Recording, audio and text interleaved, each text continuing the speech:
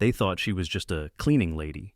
They laughed when she was ordered into the cockpit, expecting her to fail, to break, to be humiliated. But what none of them knew was that she used to be their best pilot. And today, they were about to learn. You can bury a name, but you can't erase a legacy. This is the true story of a black woman erased by the military, silenced for exposing the truth, until one flight shattered everything. Stay with us to the end, because what she did in the sky didn't just change her life, it brought down an entire dynasty. The wind howled outside Echo Base in Nevada as morning light bled cold and gray through the hangar's metal seams. But inside, the atmosphere was anything but still. "Let's give the security lady a real taste of glory," Captain Trent Callahan declared, his voice laced with cruelty and cocky bravado, echoing off the steel walls. His finger pointed at Naomi Carter, a black woman in her early 40s, clad in a faded base security uniform, her eyes lowered, hand gripping the radio on her belt with calm restraint. Around them, a cluster of young officers chuckled, egged on by Callahan's theatrical arrogance. "Come on, Naomi," he goaded, his lips curling into a smirk. "You've been guarding these hangars for what, 8 years? Ever wonder what it feels like to sit inside a real jet, not just walk past them?" The laughter grew louder. Naomi said nothing. She had long mastered the art of being invisible, of letting others mistake silence for weakness. Her badge said, Night Shift Security Logistics Division, but it might as well have said, Ghost. She had become background noise in a world that never asked who she was, only where she should stand, how she should move, how little space she should occupy. Callahan, born into military nobility, son of a senator and grandson of a decorated general, had never been denied authority. Everything he touched bowed to him, or broke. His Harvard education, his spotless service record, fabricated by connections more than courage, puffed his chest with entitlement. And this morning, he had decided it was Naomi's turn to be humiliated. "Lieutenant Pierce," he called to his eager young protege, "get her a flight suit. Let's see how the Queen of Night Patrol looks in a pilot's uniform." Pierce, always a shadow behind Callahan, rushed off, eyes glinting at the prospect of recording the prank for social media. "Wait until this hits the feed," he whispered, unlocking his phone camera. "This is gonna blow up." Janitor turned Top Gun. Naomi didn't flinch. When the old patched flight suit was handed to her, she took it without a word. The fabric smelled of oil, memory, and war. As she pulled it on, her fingers moved with unthinking precision. Straps adjusted, helmet checked, zippers aligned. Not like someone playing dress-up, but like someone stepping back into skin they once shed. No one noticed. No one asked how she knew which harness loop went, where or why her hands didn't hesitate for a second. "Perfect," Callahan declared, voice thick with sarcasm. "Now let's get her in the Falcon. It's prepped and fueled for a test run anyway. What's the worst that could happen? She hits the wrong button and we get fireworks?" Another wave of laughter. Naomi walked beside him in silence, her boots echoing against the polished floor.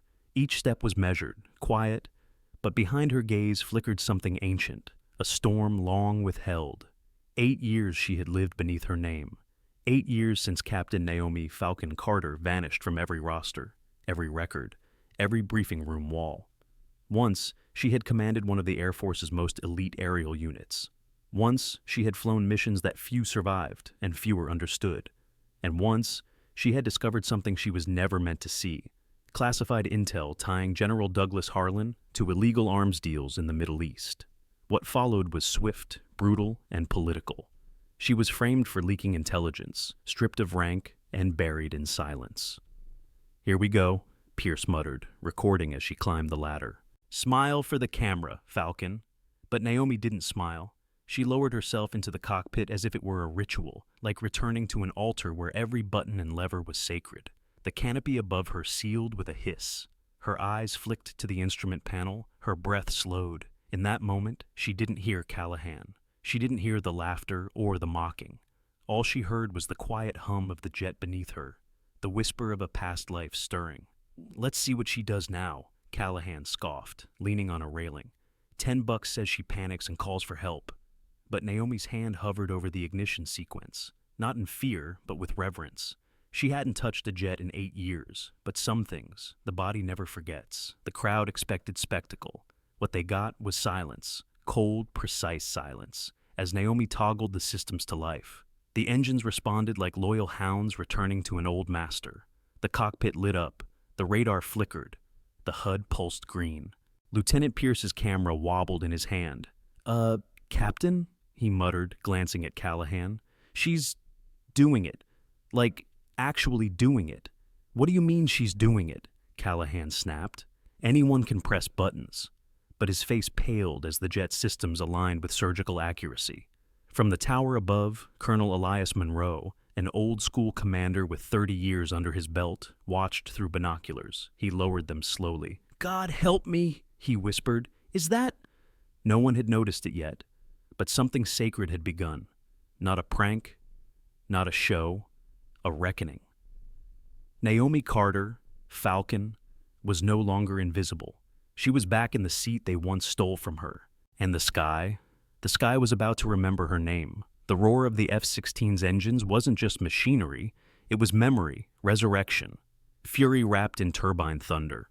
And as the floor of Echo Base vibrated beneath their boots, every spectator who moments earlier laughed now stood frozen, unsure if they were watching a prank or witnessing history step out of its grave.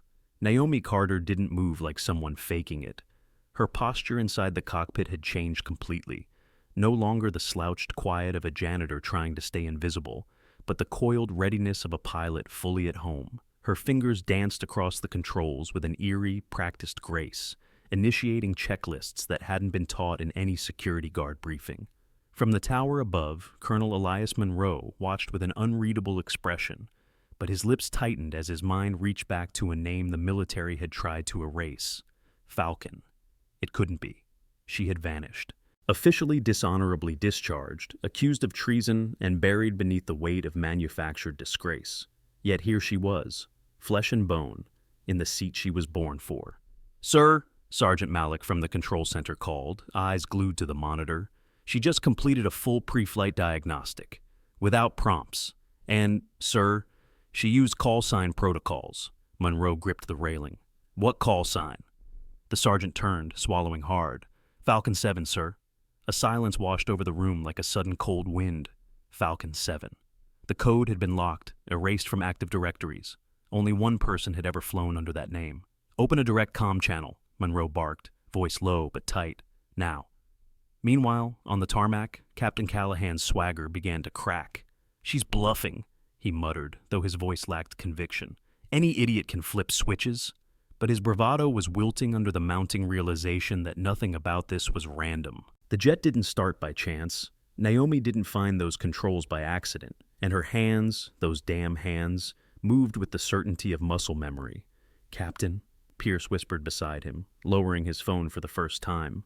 "She's not pretending." Inside the jet, Naomi's expression remained unreadable, calm, but something in her eyes had shifted, like a storm trapped behind glass. The radio inside her helmet crackled. "Unidentified pilot in aircraft Falcon 7. This is Colonel Monroe. Identify yourself immediately." There was a pause. Her fingers hovered above the throttle. She could have lied. She could have pretended to be lost or confused, but instead, her voice came through steady, calm, and lethal. "Falcon 7 to Echo Control. This is Major Naomi Carter, formerly Captain. Level 2 janitorial clearance, confirming control of aircraft, requesting permission to taxi."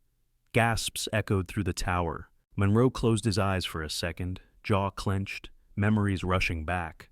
Memories of the pilot who once pulled 3 injured comrades from a burning airframe, who once flew through a missile storm in Kandahar without flinching, who had uncovered treason and paid for it in silence. "Good God," he murmured, "she's alive." "Falcon," a younger lieutenant blurted, eyes wide. "But she was dishonored. Accused. Falsely," Monroe snapped. "I was on the preliminary review board. I suspected a cover-up, but they moved her case out of our hands before we could act. General Harlan buried it." Down below, Callahan's face had turned from cocky red to ghostly white. He grabbed Pierce by the arm. "Shut that video down, now." But it was too late. The feed had already been live for 5 minutes. Thousands were watching. Comments poured in, asking who this mystery pilot was. Clips were spreading, hashtags forming. The janitor in the jet wasn't just a local spectacle. She was becoming a legend, live. "She's starting to taxi," Malik announced from the tower. Naomi eased the jet forward with a smoothness that made the aircraft seem alive beneath her. The wheels rolled, the nose aligned. Every motion screamed veteran. "Sir, she's executing textbook ground protocol," Malik added, positioning herself at runway Alpha 2. "Falcon 7, Monroe said into the comm. "Do you have flight clearance authorization?" Her reply was cold steel wrapped in silk. "Negative, sir, but I have 8 years of clearance they never knew I had, including authorization for emergency procedures under hostile compromise. Section 9, 4.3. Monroe blinked.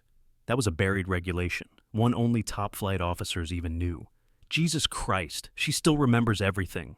Down on the field, Callahan began to panic. "Get security," he yelled into his own radio. "Get the MPs. Stop her before she crashes that thing into a damn mountain." But no one moved. The people around him didn't see a janitor on a joyride anymore. They saw a pilot, an officer, someone with a presence that radiated authority. "You should stop yelling, sir," Pierce muttered. "You're embarrassing yourself." "She doesn't belong in that jet," Callahan snapped. "She's a fake, a traitor." "No, sir," Pierce replied, eyes still on the jet. "She's the only one here who looks like she belongs." In the tower, Monroe stood tall. "Open the base channel. Let the whole goddamn base hear." "Sir?" "Do it." A moment later, Naomi's voice echoed through every corridor, every hangar, every officer's lounge at Echo Base. "This is Falcon 7, Major Naomi Carter. 8 years ago, I was erased for uncovering corruption in the highest ranks. I was silenced, disgraced, reduced to sweeping floors while the real criminals received medals. Today I reclaim my name." Then the engine screamed. The F-16 rolled forward, fast, then faster, until the wheels kissed the edge of gravity, and Naomi Carter rose from the runway like a shadow set on fire. In the sky above Echo Base, the janitor was gone. Falcon had returned. The sky opened before her like an old friend, and as Naomi Carter pulled back on the stick, the F-16 climbed with surgical precision, its wings slicing through the crisp Nevada morning like a scalpel carving truth into silence. Below her, Echo Base shrank into a maze of concrete and shadows. The place that had contained her, humiliated her, forgotten her, now nothing but a dot on the edge of a desert. But up here, above the rank, above the titles, above the men who had buried her, she was Falcon again. Every vibration of the jet felt like breath returning to lungs long collapsed. Every maneuver was a note in a song she had not sung in 8 years. She banked left, rolling the aircraft in a perfect arc that sent technicians and officers running outside, necks craned skyward in disbelief. In the control tower, Monroe stood frozen, mouth parted, eyes wide. "She's performing a diamond roll," Malik whispered beside him, awestruck. "No one's trained for that maneuver on base in over a decade." "Except her," Monroe said, voice distant. "Except Falcon." Cameras were everywhere now. Pierce's stream had gone viral. Thousands were watching, then millions. "Who is she?" the comment sections begged. "Where did she learn to fly like that?" "That's not a cleaning lady," one viewer wrote. "That's a damn eagle." Back on the runway, Callahan paced like a caged animal, shouting into a radio no one was answering anymore. "Shut her down! Bring her down now! This is theft of military equipment." But even he knew his orders were empty. His authority had bled out the moment she took the sky. And somewhere deep down, the truth gnawed at him. She wasn't stealing anything. She was taking back what should have never been stolen from her. Naomi's voice crackled through the base-wide comm system once again, calm and resonant. "To those watching from below, wondering who I am, don't. Watch the flight. It will tell you everything." And it did. In a matter of seconds, she performed a high-speed inverted loop, a reverse Immelmann turn, and then transitioned flawlessly into a split S that sent a sonic boom rippling over the desert floor. Mechanics covered their ears. Several even applauded. Monroe dropped into a seat, stunned. "She's not just flying, she's commanding the sky." "Sir," Malik said carefully, "she's about to enter restricted airspace. Let her." "But let her," Monroe said again, his voice now like steel. "That woman has been in a cage for 8 years. Let her have the sky for 10 minutes. Above, Naomi felt it. Freedom, righteous fury, and the aching beauty of being seen. The jet responded to her like an extension of her body, and she pushed it further, executing a Pugachev's Cobra at 15,000 feet, nose up at 90 degrees before effortlessly slipping back into horizontal flight. It was a maneuver few pilots even dared attempt. On the ground, Silence fell over the crowd. Nobody cheered anymore. They simply stared, awed, speechless, shaken. Because somewhere in their hearts, they knew. This was not a stunt. This was a reckoning. In the tower, Monroe leaned toward the open mic. "Falcon 7, this is Colonel Monroe. If you can hear me, I can," Naomi replied, her voice level. "You're rewriting the entire definition of qualified, Major Carter." "No, sir," she said softly. "I'm reminding them what it used to mean." Monroe stood and turned to the command crew. "Record every second. Log every maneuver. I want this filed under Tactical Reference Level 1 Archive. Make her legend permanent." At 30,000 feet, Naomi leveled out. Her mind flicked through years of silence, every insult she'd endured, every shift cleaning bathrooms where officers snickered about diversity hires and quota queens. They had no idea the woman pushing the mop had once pulled comrades from burning wreckage, flown missions through missile storms, taken enemy fire, and kept going. They didn't know, because she never let them see, until now. "Captain Callahan," Monroe's voice boomed across the base PA system. "Report to the command center, immediately." The captain froze. His back straightened in reflex, but his stomach dropped. "Sir," he said weakly into his shoulder mic. "Now," came the reply. Around him, eyes no longer looked up to him. They looked through him. Naomi wasn't just humiliating him in the sky. She was dismantling the system that had propped him up. The system that rewarded lineage, not merit. Arrogance, not discipline. On screen, Pierce watched the comment count explode. "She's trending worldwide," he whispered. Hashtag Falcon Rises, 100,000 watching live. Naomi dipped the F-16 in a low pass over the base, wheels just above the tarmac, before soaring skyward again like a silent scream. To Callahan, it was a taunt. To Monroe, it was grace. To Naomi, it was justice. 8 years, she whispered into her mic, not knowing if anyone else could hear. 8 years of being nothing. I thought I'd forgotten how to fly. But she hadn't. She had never forgotten. She had simply waited for the right sky, the right moment, the right silence to break. And it was breaking now. Loud, clear, irrevocable. At 35,000 feet, Naomi Carter hovered in sovereign silence, the jet slicing through clouds like a blade unsheathing truth.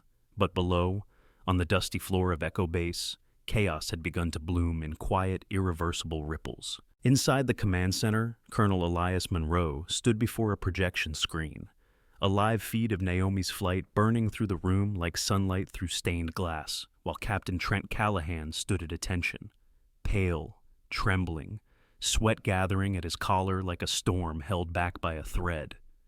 "You're sure it's her?" Monroe asked Malik without turning.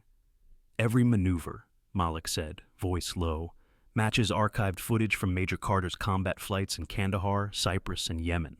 Flight signature is identical." Monroe let out a breath through clenched teeth. "And you," he turned to Callahan, his stare molten, "thought putting a woman like that in a cockpit as a joke was entertaining? I didn't know." "No," Monroe cut in, voice flat and final. "You didn't care." Meanwhile, Naomi's voice returned on the open channel, this time not to dazzle with flight, but to expose rot. "This is Falcon 7, she said, her voice sharpened by memory, her tone measured like crosshairs lining up on target. 8 years ago, I filed a report on General Douglas Harlan, then commander of Strategic Arms Deployment. That report included evidence of illegal weapons transfers to foreign militias in violation of federal treaty codes. Within 72 hours, my name was erased, my clearance revoked, and a falsified charge was placed on my record for leaking classified intelligence. I was discharged, silenced, buried." Monroe's jaw tightened. "She kept it all." "What evidence?" Callahan barked, desperate to insert doubt into the room. "She's bluffing. All she's got is a story." But Naomi's next words killed that hope. 3 years ago, on his deathbed, General Harlan confessed to a chaplain. He believed the sanctity of confession would protect him. It didn't. The priest recorded everything. She paused. "I have that recording. I have the bank transfers. I have the falsified court documents with metadata that proves tampering. I have the chain of communication that includes 2 senators, 1 contractor, and a major, now captain, who signed off on my dishonorable discharge to protect his own family." The silence in the control tower turned absolute. Monroe's hands gripped the desk. "Captain," he said slowly, eyes fixed on Callahan, "who was your grandfather?" General Maxwell Callahan, sir, the young man whispered. And who was his daughter? Elaine Callahan. She married Douglas Harlan's son. So your mother was Harlan's daughter-in-law, Monroe concluded. And your grandfather co-signed the security review that buried Naomi Carter's career. The truth landed in the room like an airstrike. Callahan staggered back half a step. It wasn't me, but it's your name, Monroe said, stepping forward, that signed the prank. It's your ego that mocked a woman who's done more for this country than you've dreamed of. And now it's your family legacy that's going up in flames. Naomi's voice again. I stayed silent not out of fear, but strategy. I wanted them to hang themselves with their own arrogance. Every day I cleaned their mess, I took note. Every insult, every file, every conversation recorded in shadows. Because sometimes justice is not found in a courtroom. It's earned in survival. From his console, Malik turned. Sir, she's transmitting a secure data file to the base mainframe. It's encrypted military level. Authorization checks out. Download it, Monroe ordered. Flag it to JAG, DOJ, and Pentagon oversight. If she's telling the truth, this isn't just about one pilot. It's about a system. Outside, the F-16 leveled above the base once more, and from the loudspeakers, Naomi's voice became the voice of every unheard soldier. Every woman discarded, every black service member dismissed behind forced smiles and false merit. They told me my problem was ambition, that people like me should be grateful for the uniform, but what they really feared was competence, because competence threatens privilege. The words went live, across Pierce's stream, across military feeds, across public channels where civilians were already echoing them like gospel. # Falcon Truth joined #Falcon Rises. Over 1 million views, then 2, then 5. Monroe leaned against the console, visibly shaken. I thought she disappeared to protect herself. Malik looked up. She disappeared to build a war no one saw coming. On the tarmac, Evan Pierce, still filming, turned the camera toward Callahan, whose face had crumpled into disbelief. Captain, he asked, do you have a comment for the viewers? She planned this, he stammered, hands trembling. She set us up. No, Pierce said, shaking his head. You set yourself up. She just pressed record. In the air, Naomi closed her eyes briefly, the sun pouring through the canopy as if even the heavens bore witness. 8 years of degradation, compressed into a flight, a file, and a few unshakable facts. The truth was now public, and she was just getting started. The ripple of Naomi Carter's voice had become a tsunami, crashing through the ranks of the United States military and roaring into the corridors of Capitol Hill before Echo Base even had time to recover from the sound of her jet. In the Pentagon's Situation Room, a dozen generals stared at a live broadcast in stunned silence while the Assistant Secretary of Defense took call after panicked call. The encrypted file Falcon 7 had uploaded to Echo's mainframe had triggered military-grade alarms the moment it hit the defense network. Its contents were undeniable. Bank statements, voice recordings, signed orders, and damning evidence connecting high-ranking officers, retired war profiteers, and even sitting members of Congress to illegal arms trading, cover-ups, and the career assassination of a single black woman pilot who had flown too close to the sun of white generational power. She didn't just uncover a conspiracy, General Reyes said hoarsely, lowering his tablet. She mapped it, named it, archived it, and detonated it, publicly. Meanwhile, at Echo Base, Monroe stood before the command center's main screen as it split into multiple live feeds, news anchors scrambling to explain the origin of the mysterious pilot known as Falcon, public outrage swelling across social media, and the Department of Justice confirming they had launched an immediate inquiry. Outside, soldiers, janitors, clerks, and air traffic controllers all stood in silent clusters, eyes locked on outdoor monitors, watching the woman who had swept their hallways now sweep the sky with unrivaled grace. I thought she was just quiet, one mechanic whispered. She was listening, said another. On the tarmac, Evan Pierce turned the camera from his face back to Callahan, whose expression was hollowed out by disbelief. Captain, Pierce asked carefully, did you know who she really was? Callahan's jaw moved, but no words came out. Around him, the young officers who once echoed his arrogance now avoided eye contact. The illusion of his command had shattered, and then, over the base-wide intercom, Naomi's voice returned, gentle but lined with purpose. For 8 years, I cleaned toilets, scraped gum from hangar floors, and took orders from the descendants of men who tried to destroy me. Not because I was weak, but because I needed to see if the institution that broke me had the strength to face its own reflection. And now it must. In the control tower, Monroe stepped away from the mic, eyes glistening not with shame, but realization. "We're standing in a moment of military history," he said aloud, "the kind they don't write in textbooks, but they will now." Malik, still typing furiously at his station, turned. "Sir, JAG is requesting a secure line. They want Naomi Carter's direct statement. And, sir, the White House has called twice." "Tell them to wait," Monroe replied, straightening his collar. "They waited 8 years. They can wait 10 more minutes." In the air, Naomi executed a slow, low-altitude barrel roll, deliberate, majestic, the jet shimmering in the rising sun like a blade dipped in light. For her, this flight was never about vengeance. It was about visibility. The truth. Making those who erased her name watch as it wrote itself in vapor across the sky. Her voice entered the tower again, this time speaking directly to Monroe. "Colonel, I need authorization to land and present myself to your command staff. There's still more to show." Monroe swallowed, then leaned into the mic. "Falcon 7, this is Echo Command. You are cleared for landing. And, Major Carter, welcome home." Below, the runway was cleared, personnel forming 2 silent lines as the F-16 approached, her landing gear extended like wings of forgiveness and fire. When her wheels touched the ground, there was no applause, only silence. Reverent, stunned, holy. Naomi opened the canopy and climbed down slowly, helmet under one arm, her flight suit still bearing the faded patch of a unit that no longer existed, because it had died with her dishonor. But now, it lived again.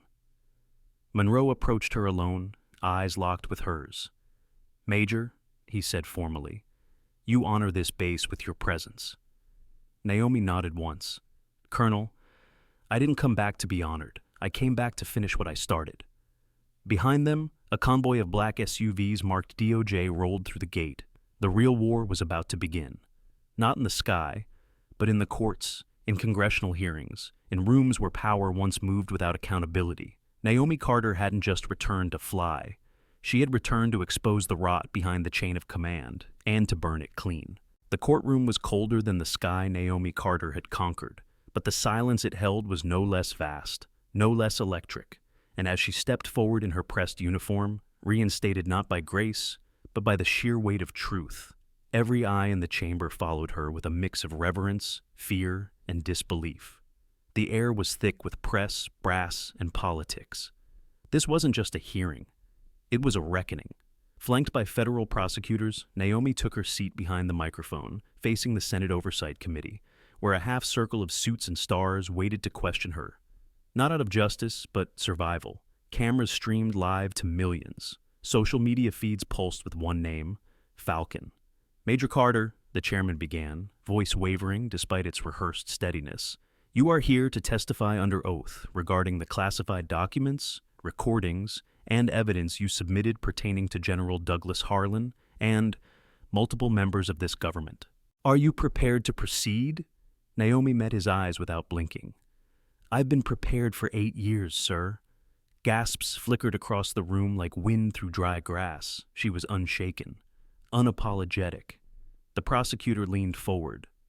"For the record, can you confirm that the voice in the submitted audio confession belongs to General Harlan?" Naomi tapped a small device. The audio played. The room froze.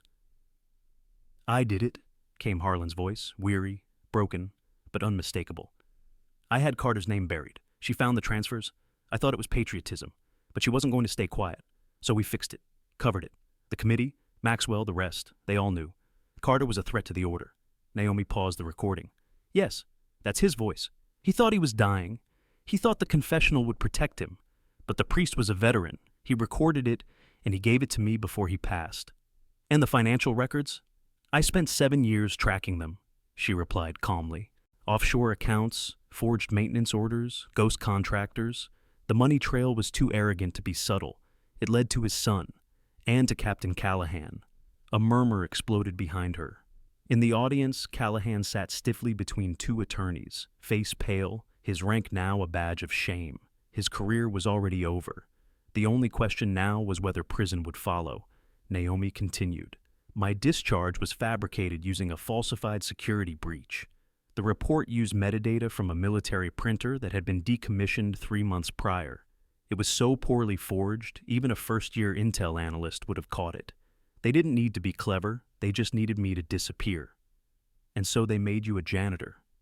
They thought silence would break me, she said, her voice even. But it trained me. I learned how the system protects itself. I became fluent in invisibility, and I recorded everything. Behind her, Colonel Monroe watched with folded arms. He had not come to speak. He had come to stand witness. He represented the men who had failed to stop this, and those who now knew better. A senator from Alabama leaned forward. Major Carter, some say your actions, activating a fighter jet, broadcasting internal military files, could have jeopardized national security. Naomi looked him dead in the eye. Senator, if the truth is a threat to national security, then what exactly are we defending? The room fell into stunned silence. The question hung heavier than any missile. I was labeled a traitor, she continued, voice hardening. But I didn't sell secrets. I didn't betray this country. I defended it, from within. Her hands opened on the table. I brought you proof, not rhetoric. Documents, signatures, wire transfers, testimony. What you do with it will determine whether justice here is still real or just another ceremony. The chairman cleared his throat. Thank you, Major Carter. Your full report will be entered into record under Congressional Oversight Rule 14B. She stood. That's not why I'm here. Excuse me? I didn't risk my life to see paperwork filed, Naomi said, her voice slicing through the chamber like a blade. I came to ask this body one question. And how many other voices like mine have been buried for convenience? How many names were lost to protect legacies? Her gaze swept the room. I was almost one of them. I won't be the last if nothing changes. Her words weren't just testimony. They were indictment, confession, prophecy, and the country was listening. Outside, people gathered on courthouse steps, holding signs that read, Honor truth, not power and falcon flew, so we could see. Inside, the senators could no longer meet her eyes. They weren't facing a disgraced officer seeking redemption. They were facing the embodiment of everything the system had tried and failed to suppress. And Naomi Carter had no intention of stopping here. It began with a freeze order, quiet, clinical, lethal to legacy. And within hours, the sprawling empire built by General Maxwell Callahan and preserved by his descendants began to unravel like an elegant uniform coming undone at the seams. Naomi Carter's evidence hadn't just exposed an old conspiracy. It had cut the thread binding together 3 generations of untouchable men whose metals were stitched with silence, whose ranks were built on bodies buried beneath bureaucracy. The Department of Defense froze 13 private accounts linked to Callahan Enterprises, 2 offshore shell companies, and a military contractor that had provided ghost maintenance to air bases in hostile territories. Then came the subpoenas. Then the raids. News outlets aired footage of black-suited agents stepping over marble thresholds and pulling files from oak cabinets engraved with crests of valor. Crests now tainted with blood money. Every hour, another name fell. A cousin on the Senate payroll. A brother-in-law who laundered profits through civilian construction deals. A former general who had delivered eulogies for heroes while quietly signing arms shipments to enemies. At the center of it all, Captain Trent Callahan sat behind a wall of glass in a holding cell at Fort Bragg, watching the dynasty he had taken for granted crumble into ash. The son of privilege, now just another man in uniform, with no one to salute him. No one visited. Not his wife. Not his father. Not even his lawyer, who had switched clients mid-case. His phone buzzed with death threats, news alerts, and messages from a world that had turned against him overnight. But none of them stung as much as one headline that looped on every screen. Major Naomi Falcon Carter destroys Callahan legacy. With 1 flight and 1 flash drive. Meanwhile, Naomi stood outside the Capitol steps, dressed not in her uniform, but in a plain navy suit, because she no longer needed a patch to prove who she was. Reporters surrounded her. Camera shutters fluttered like wings. Major Carter, how do you respond to those who say this scandal could damage America's reputation abroad? One shouted. Naomi turned to him calmly. You don't protect a reputation by hiding rot. You protect it by rooting it out. Another asked, do you have anything to say to the families of those involved in the cover-up? She paused. Yes, I hope they raise their children better than their fathers were raised. The crowd murmured, some clapped. One reporter asked the question that silenced everyone. Do you consider yourself a hero? Naomi inhaled slowly. No, I consider myself a survivor. The heroes are the ones who never got the chance to speak. I'm just a reminder that sometimes silence grows teeth. That night, the country watched as the once glorious Callahan family disappeared from every committee, every donation roster, every recruitment billboard. Their name had once commanded fear and reverence. Now it only drew shame. Military academies began quietly removing plaques.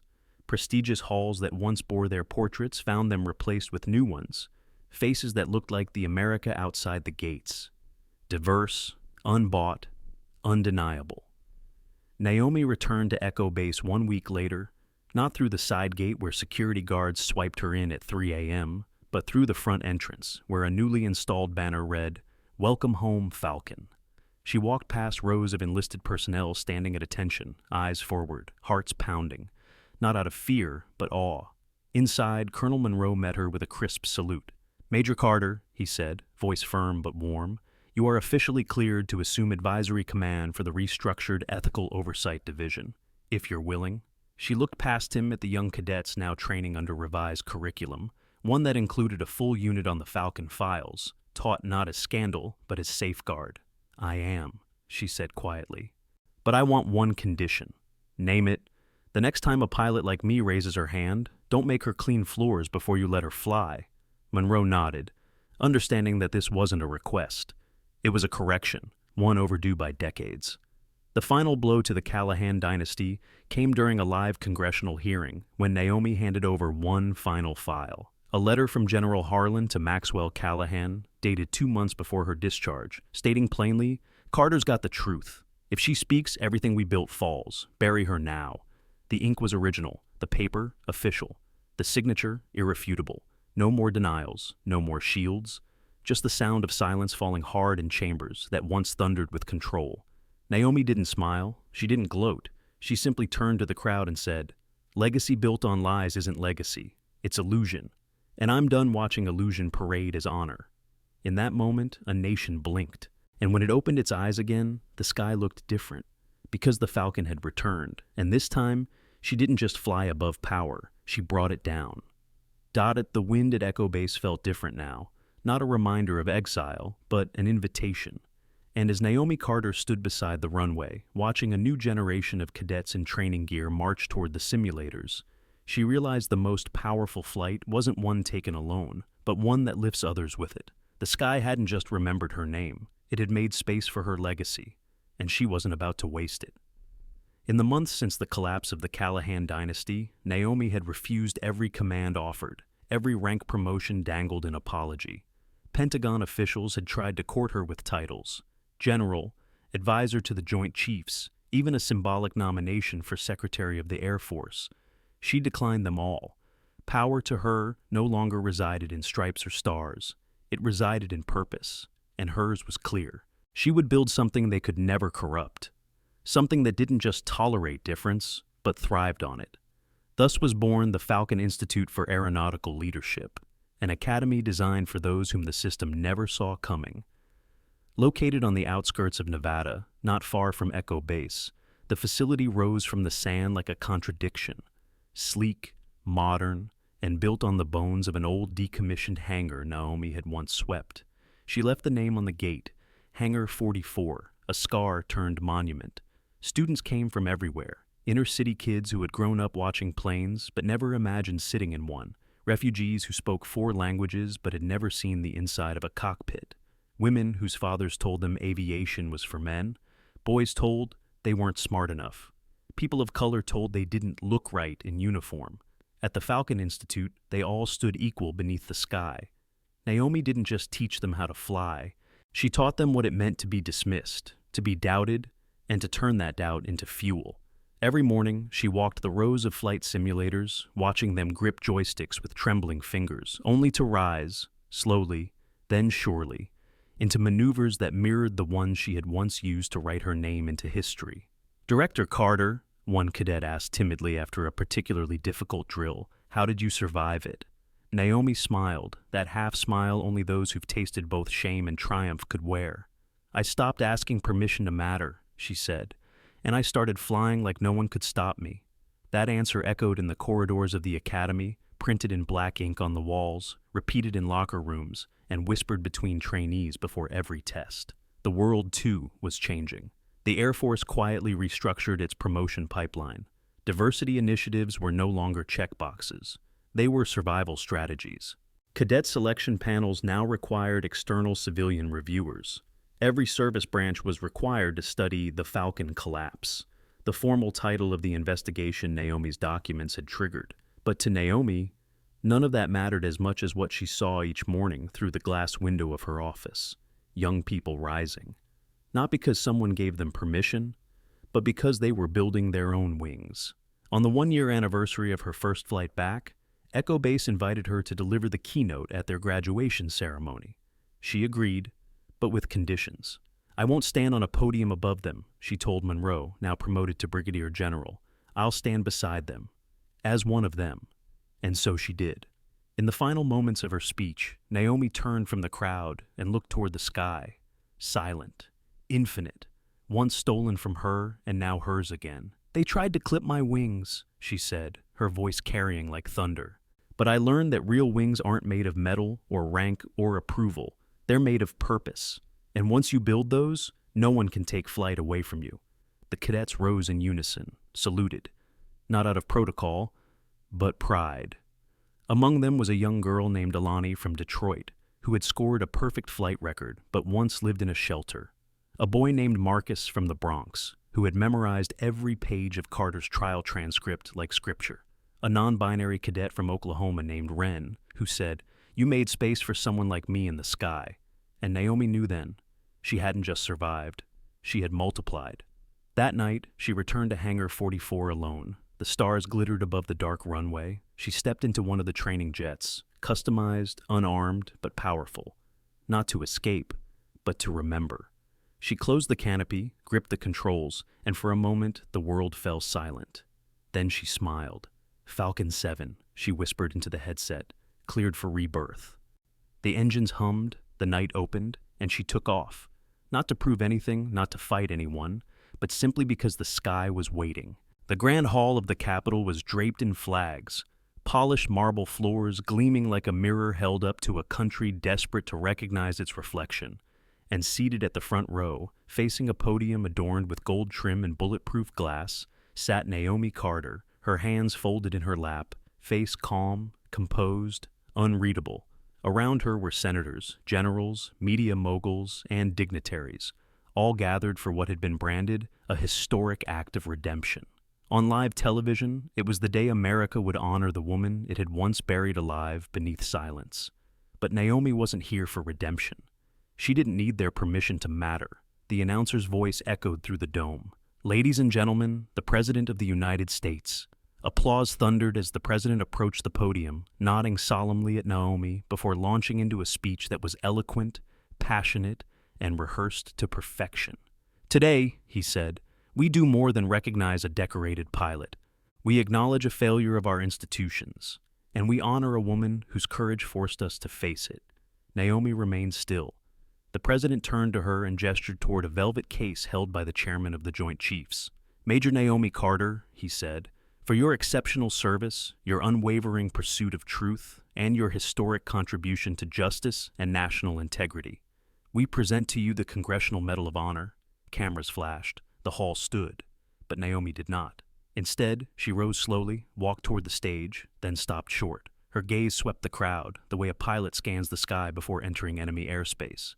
She took a long breath and spoke. "Mr. President, members of Congress, distinguished guests, I appreciate the gesture." Murmurs fluttered across the chamber.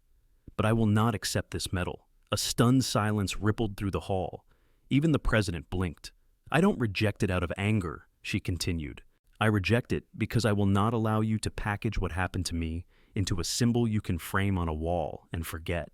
Her voice was steady, but beneath it, something more powerful trembled. Dignity sharpened by years of erasure.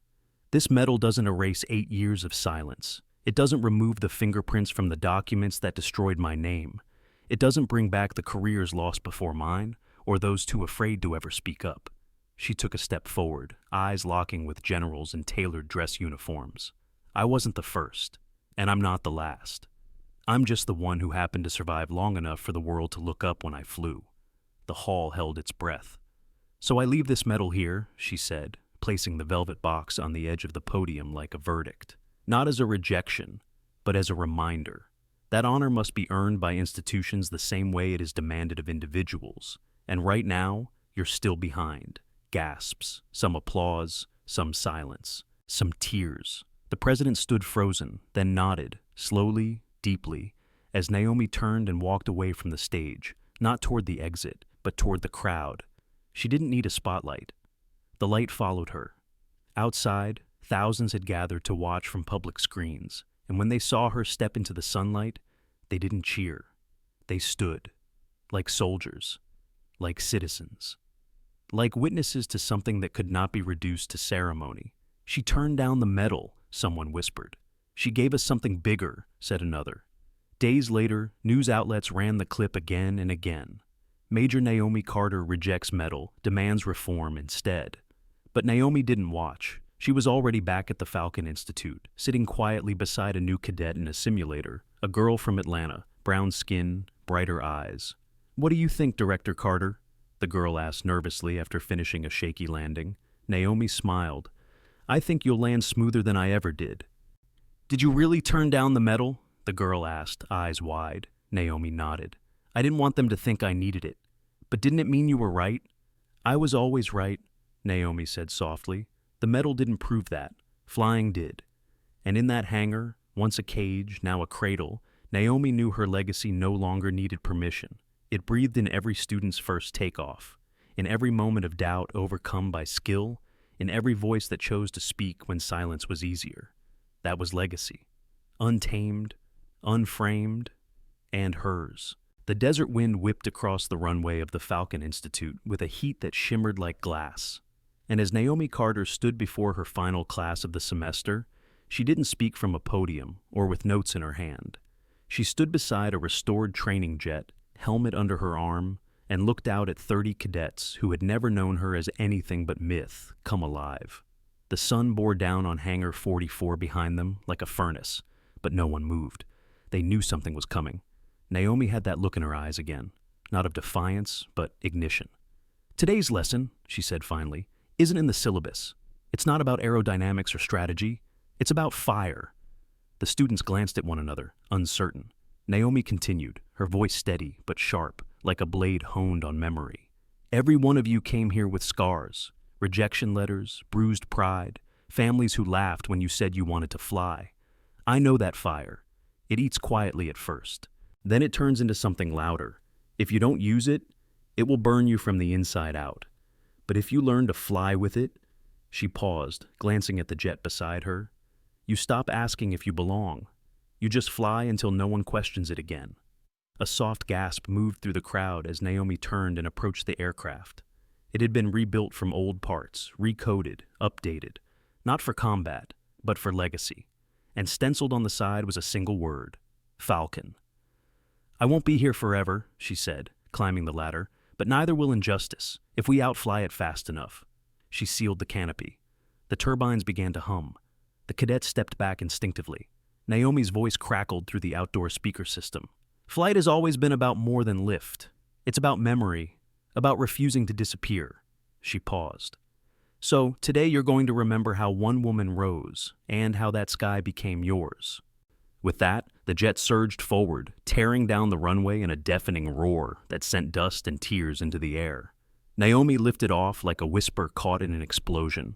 The jet climbed, looped, and then spiraled, her signature pattern, before leveling high above the field. Then, as the students craned their necks, mouths open, they watched in disbelief as Naomi began to write in the sky using the vapor trails. She didn't write her name. She wrote theirs. One by one, cadet call signs appeared in the sky, each looped with impossible elegance. Echo 3, Sierra 1, Nightbird 9. A sky no longer marked by war, but by inheritance, a gift, a promise. By the time she landed, the world was already watching.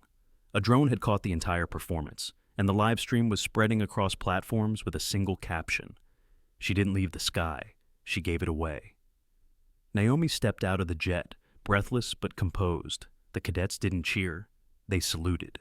And this time, she saluted back, not as their commander, but as their peer, their proof. Later that night, she sat alone beneath the open roof of Hangar 44, staring up at a sky that had once turned its back on her. Now it shimmered with new names, new voices, new thunder waiting to be born. General Monroe called. She didn't answer. A reporter emailed. She didn't reply, because in this moment, nothing needed to be said. She had passed on the fire, and it was already flying. In a sterile prison cell at Fort Lee, surrounded by reinforced glass and silence thick with regret, Captain Trent Callahan sat hunched over a flickering television monitor, watching Naomi Carter's skywriting performance on loop, the trails of vapor spelling out names not of war, but of legacy. And with each loop, each elegant maneuver, something inside him withered further into irrelevance. The world had moved on without him. Worse, it had evolved because of him. Or rather, because of what he did to her. On the other side of the glass, two guards whispered to one another, not even trying to hide their contempt. "That's the guy who called Falcon a janitor," one said. "Yeah," the other replied. "Now she's flying over the Capitol, and he can't even walk to the commissary without being booed." Callahan heard them. He didn't argue. There was no point. The days of commanding rooms with his surname were gone. The medals had been stripped, his pension frozen. His wife had filed for divorce 2 months into the scandal. His children changed their last names. The Callahan name had become a cautionary tale, a symbol not of strength, but of corrosion. Elsewhere, in a private estate once guarded by lobbyists and privilege, retired General Raymond Cole, one of the final names implicated in the Harlan Carter cover-up, sat in a leather chair, staring at an untouched glass of bourbon. The broadcast from the Falcon Institute played silently on the flat screen. Cole didn't drink. Not anymore. The liquor now only reminded him of toasts given at ceremonies where lies were pinned to lapels like honors. "She said no to the medal," he muttered to himself. Didn't even blink. His old friends stopped calling. His memoir deal had been canceled. A university had withdrawn its invitation to name a building after him. In one televised statement, Naomi had erased more carefully constructed reputations than decades of watchdog committees ever had. But the erasure wasn't personal. That was the worst part. She never once named them out of vengeance. She simply showed the truth. And the truth did what she never had to. It humiliated them. At Echo Base, now buzzing with the energy of transformation, Colonel Monroe stood before a new cohort of instructors, holding an updated code of ethics signed into doctrine. He glanced out the window where a plaque now stood under the flagpole. Dedicated to those who were told no, and flew anyway. Behind him, a junior officer asked, "Sir, do you think she'll ever come back into active command?" Monroe didn't answer immediately. Instead, he looked toward the sky. "No," he said finally, "because she's leading something they can't promote or control. She's not interested in command. She's interested in change. In basements, forums, anonymous boards where whispers of resentment once festered unchecked, the tone had shifted. She embarrassed us," some bitter voices still spat. "She planned it all. She waited and struck like a spy." But even those voices had grown quiet, drowned out by the roar of a generation no longer willing to tolerate myths of inherited greatness. Naomi's enemies were watching, but no longer to find her flaws. They were watching because they could not believe what she had done. She had risen without begging. She had shattered their foundations without violence. And worst of all, she had made the people remember that true power was never theirs to give, only to fear losing. Somewhere, deep in the classified vaults of military command, a document sat with her name at the top. An internal memo, once stamped, "Blacklist, do not reinstate." Someone had tried to shred it, but it had been preserved, now filed as evidence in a museum exhibit titled "Flight Through Fire, the Naomi Carter Files." Her betrayal had become her proof. Her punishment had become her platform. And now, those who buried her had no choice but to watch her fly. They could not touch her anymore. Not with law, not with lies, not with lineage. She was untouchable, not because she was armored, but because she was visible. And she had taught the world what to do with people like them. Don't fight them, outlast them, outfly them, outlive them. And she had. Years later, when historians would teach about the collapse of the Callahan military dynasty and the rise of structural reform across the armed forces, they wouldn't begin with legislation or hearings or headlines. They would begin with the image of a single black woman in a flight suit, silhouetted against the Nevada sky, vapor trails curling behind her like script written in justice. Naomi Carter never returned to command. She didn't need to. Her command was etched into every corridor of Echo Base, every page of new pilot curriculum, every hangar where a student from a background once ignored now stood tall, with wings pinned not by inheritance, but by merit. Her name became both lesson and legend. At the Falcon Institute, her flight suit was displayed in glass, not as a trophy, but as a warning. This is what happens when you try to silence truth. Across the country, high schools named scholarships after her. Universities added her trial to ethics coursework. New cadets recited her words on Oath Day. Don't ask permission to matter. Fly like no one can stop you. But Naomi didn't speak often. She didn't attend banquets or give press statements. She lived quietly near the edge of the desert, in a modest home where the sunrise fell through glass just right, and the sound of wind against the sand still reminded her of takeoff. Sometimes, she returned to Hangar 44 alone, not to be seen, but to listen. To the echo of laughter from new recruits, to the roar of engines that now carried names the system once refused to learn. She didn't need to fly anymore, because they were flying. That was the point. One morning, she stood outside just before dawn. The sky was empty. Then, one by one, 5 jets rose in formation over the base, piloted by the first all-minority, all-women squadron in the country's history. They didn't fly for her. They flew because of her. Their lead jet trailed white vapor that curved into a single word high above the clouds. Falcon. Naomi smiled, eyes stinging. Not with pain, with recognition, with memory, with arrival. The sky, so long used to forget people like her, now remembered. And it always would. She never asked for applause. She didn't fight to be famous. She fought to be seen, to be heard, to remind the world that dignity doesn't come from medals. It comes from truth. Naomi Carter didn't just reclaim her name. She gave others the courage to fight for theirs. And if this story moved you, if it made you rethink power, justice, or the quiet strength we too often overlook, don't let it end here. Share it. Talk about it. And most of all, remember, some people don't rise to the top. They rise through fire. Subscribe for more stories that reveal the truth behind silence, right here on BlackLens Stories.